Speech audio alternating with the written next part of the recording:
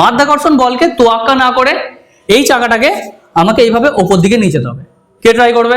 একটা টুইস্ট হলো কোনো রকমের কোনো বল প্রয়োগ করা চলবে না, না ধাক্কা বল না টানা বল।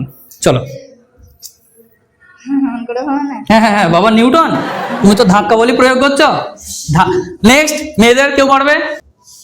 খেপি, এটা তো ধাক্কা বলই হলো, আর চাকাটা তো ঘষে ঘষে নিয়ে যাচ্ছে, আমি তো বললাম গড়িয়ে যেতে হবে। এবার একবার আমি ট্রাই করে দেখি।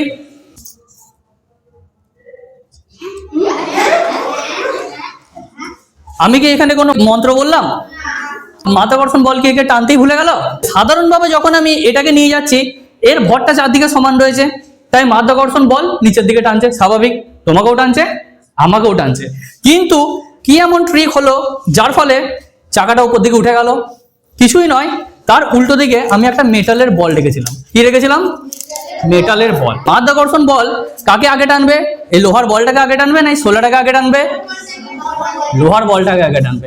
তাই যখন লোহার বলটা এখানে তো আমি রাখছি, যখন ঘোরাচ্ছি লোহার বলটাকেই আগে টানছে, কিন্তু লোহার বলটা কার সাথে যুক্ত হয়ে আছে?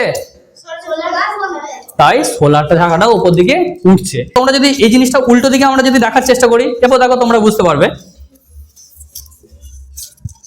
এখানে তো রয়েছে সোলার বল, লোহার বলটা হলো যে সমস্ত বস্তুর ওজন বেশি হয় তার উপর মাধ্যাকর্ষণ বলটা বেশি প্রযুক্ত হয় না কম প্রযুক্ত হয়?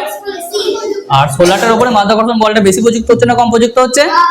তাহলে মাধ্যাকর্ষণ বল কাউকেই টানতে কিন্তু ভোলে না। এমন নয় যে মাধ্যাকর্ষণ বল টানতে ভুলে গেল, তাই তো? ঠিক আছে, এরকম আমিও তোমাদের পড়াটা ধরতে ভুলবো না। প্রত্যেকে বই বন্ধ করো।